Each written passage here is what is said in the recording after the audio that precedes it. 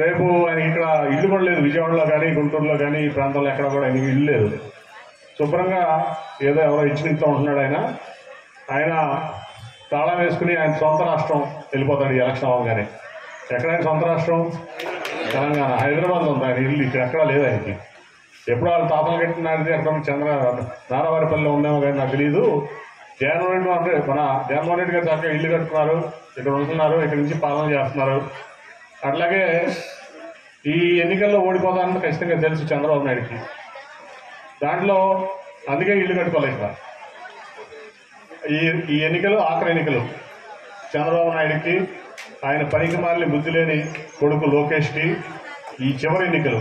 TDP కూడా అంత పెద్ద ఎన్టీ రామారావు పెట్టిన పార్టీ. నాకు స్వామిదాస్కి చాలా బాధపడుతున్న మాట చెప్పాలంటే కూడా, ఎందుకంటే స్వామిదాస్కి మరి ఆ రోజు నుంచి 30 ఏళ్ళు టీడీపీలో పనిచేశాడు. నేను ఒక దాదాపు 12-13 ఏళ్ళ నుంచి నేను ఎంపీగా ఉన్నాను. అంతకుముందు కొంత విజయేసి ఉన్నాం.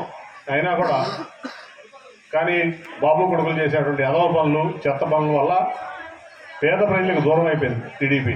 ఎన్టీ రామారావు ఆ పార్టీ పెట్టిందే పేదలకి, నిరుపేదలకి కూడు గుడ్డ నీడ అనే ఒక నినాదంతో పెట్టాడు. ఆత్మగౌరవం, తెలుగువారి ఆత్మగౌరవంతో మొత్తం కూడా దాని నుంచి దూరం అయిపోయింది పార్టీ. ఓన్లీ పెత్తందారులకి డబ్బు కోసం, అట్లాగే వాళ్ళ స్వార్థం కోసం, వాళ్ళ కుటుంబం కోసం పనిచేసేదానికే ఇవాళ చంద్రబాబు నాయుడు ఆయన కొడుకు పనిచేస్తున్నారు తప్ప పేదవాళ్ళ కోసం కానీ, సమాజం కోసం కానీ, రాష్ట్రం కోసం పనిచేయట్లా.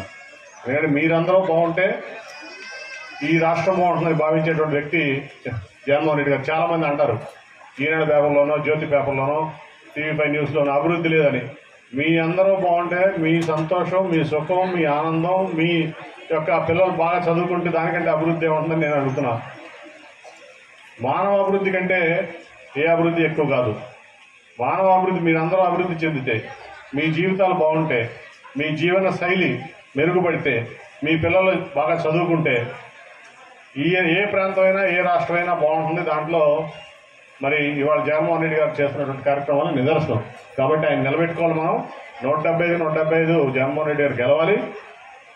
అట్లాగే మీరందరూ కూడా ఇక్కడ భారీ మెజార్టీతో స్వామిదాస్ గారిని గెలిపించుకుని మరి ఆయన ద్వారా ప్రతి ఎమ్మెల్యే 175 ఎమ్మెల్యేలని భారీగా గెలిపించుకుంటేనే ఈ పథకాలన్నీ మళ్ళీ వస్తాయి.